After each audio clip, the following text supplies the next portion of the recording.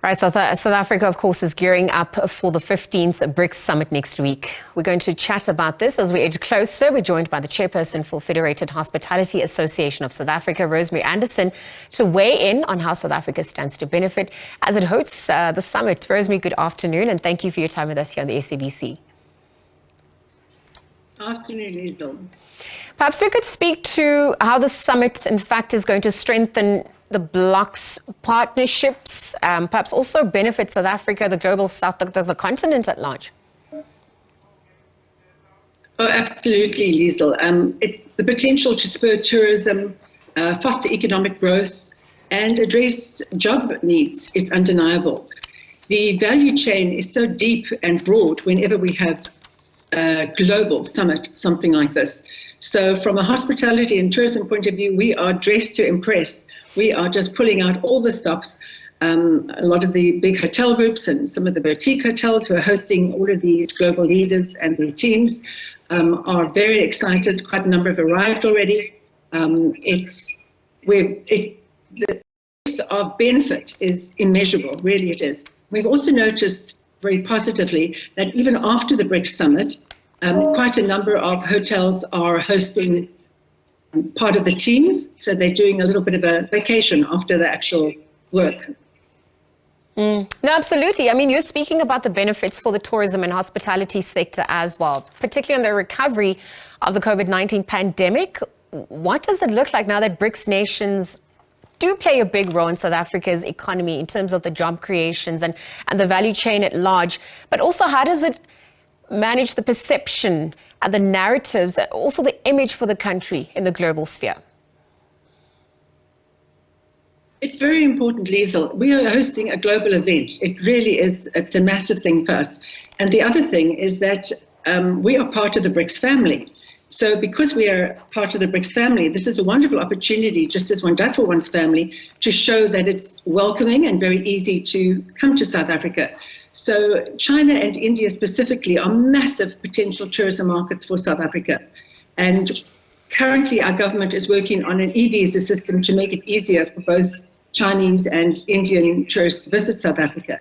Just to give you some figures pre-COVID, because obviously China's lockdown lasted much longer. Pre-COVID, Australia was receiving 1.2 million Chinese visitors a year. We were only receiving 96,000, so that's like a 12th of what Australia were receiving. And the reason I compare it to Australia is because both of us are long-haul destinations. And not being negative towards Australia, but our offerings are significantly more wonderful than Australia's. So just look at those, even if we just got the same number as Australia, just look at how many more businesses would be created. Look at how many more hotels would be built. Look at how many more jobs would be created. So we really hope that because we are part of the BRICS family, that we actually start treating our Chinese and Indian counterparts as family and making it very warm and welcoming to come to South Africa, because currently the visa system is not visitor friendly for both of those nations.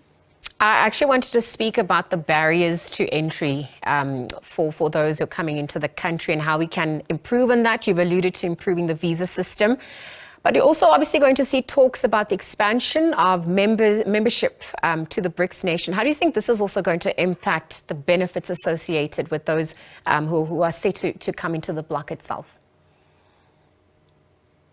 That would just be marvelous. And obviously, we would really like to host most of these events here in South Africa.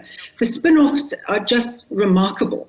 And we've got so many wonderful things to boast and show about in South Africa. There are very, very few people who ever visit South Africa and don't say what an amazing trip it was. So this is going to be a wonderful opportunity. We hope that there will be more countries involved in BRICS and more summits being held here. Working together is exactly what we need to do. And tourism and hospitality could be the major catalyst towards job creation in South Africa. I think I want to conclude this chat at this point and just look at the preparedness that the industry, the hospitality industry, has undergone in preparation for the summit. It's not the first time South Africa is hosting an event of this nature. But at this point also, what is going to be some of the best practices for the industry to promote the best of South Africa as well? Oh, we are seriously prepared. Okay, as I said, we dress to impress. We also are obviously looking at beefing up the security elements around our establishments. Government is working very well with hospitality. That's one thing that just comes really naturally to South Africans, and that is to actually want to please people. We're naturally hospitality inclined. So we really intend to make this a very, very special occasion for our visiting delegates, diplomats, heads of states, so that they actually bring back their own families one day. Success breeds success, and that's what we hope this will be a catalyst towards many, many more people visiting us in future.